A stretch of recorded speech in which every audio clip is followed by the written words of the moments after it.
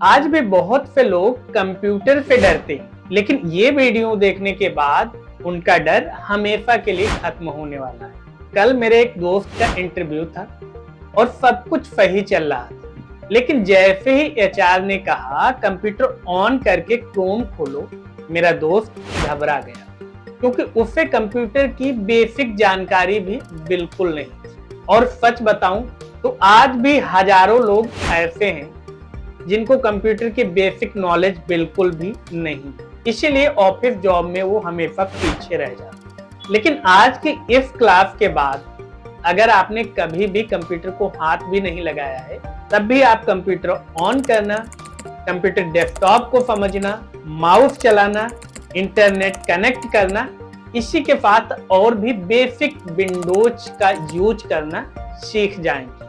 Computer सीखने का सबसे बड़ा सीक्रेट ये है कि आपको सब कुछ एक साथ सीखना नहीं होता है, बस कंप्यूटर को मोबाइल के तरीके से समझिए।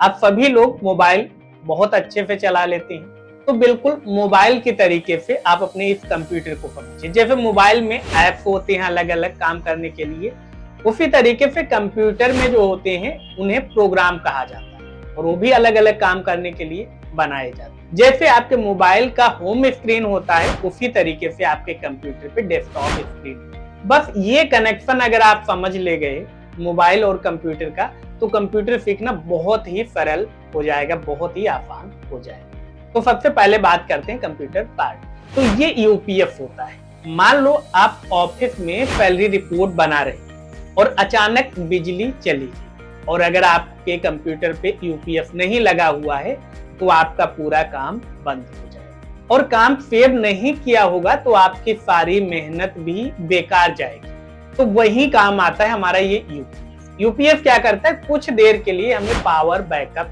दे देता है ताकि हम अपने काम को सेव कर सकें और अपने कंप्यूटर को अच्छे से बंद कर सकें। और ये है कैबिनेट। लोग इसे सीपीयू बोल देते हैं, लेकिन असली सीपीयू ये होता है।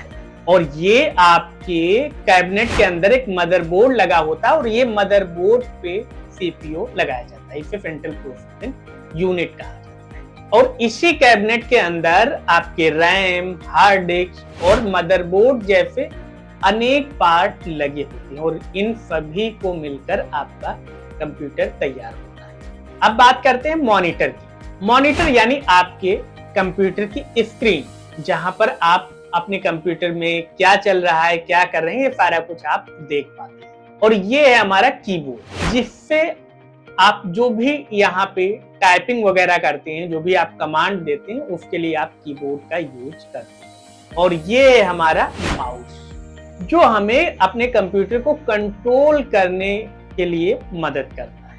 और इसमें ये लेफ्ट बटन होता है। लेफ्ट बटन का मतलब होता है सेलेक्ट करना। राइट क्लिक होता है। राइट क्लिक का मतलब होता है यहाँ पे एक्स्ट्रा ऑप्शन ओपन करना या एक्स्ट्रा ऑप्शन एक्सेस करना। और इस बीच में जो आपका ये बटन दिख रहा है पहिए नुमा, इससे स्क्रॉल बटन कहा जाता है। ये स्क्रॉल बटन आपको पेज ऊपर नीचे करने में मदद करता है। अब सीखते हैं कंप्यूटर को ऑन करना। तो देखिए, सबसे पहले आप अपने मेन स्विच को ऑन कर दें। उसके बाद आप अपने यूपीएस के बटन को दबाएं। उसके बाद आपका जो कैबिनेट है, जिससे कई बार लोग सीपीयू बोलते हैं, उसके पावर बटन को प्रेस करें। अब देखिए, ये इंडिकेटर लाइट जल चुकी है।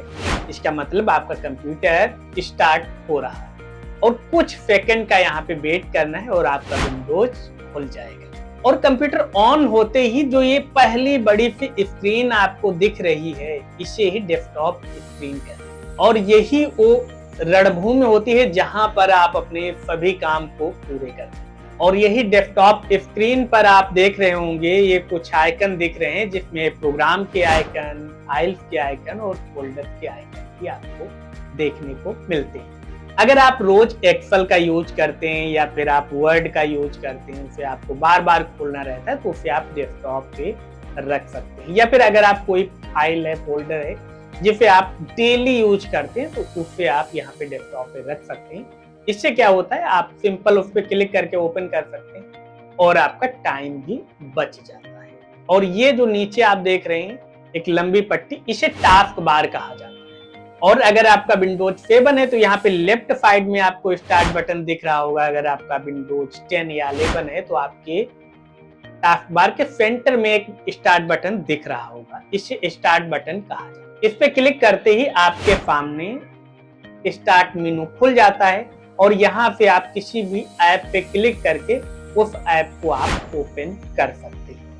अब अगर आप इसे कीबोर्ड की मदद से ओपन करना चाहते हैं तो सिंपल, अगर आप कीबोर्ड से अपना विंडो की दबाएंगे तब भी ये हमारा स्टार्ट मेनू ओपन होके आ जाएगा। और अब बात करते हैं सबसे जरूरी चीज, इंटरनेट कनेक्ट करना। नीचे आपको वाईफाई आइकन दिख रहा है, उस पर क्लिक करना और अपने वाईफाई को आपको ऑन कर देना। अब आपको अपना वाईफाई का नेटवर्क सेलेक्ट करना है, उसमें पासवर्ड डालना है और कनेक्ट पे क्लिक करना, और आपका पीसी अब इंटरनेट पे कनेक्ट हो चुका है।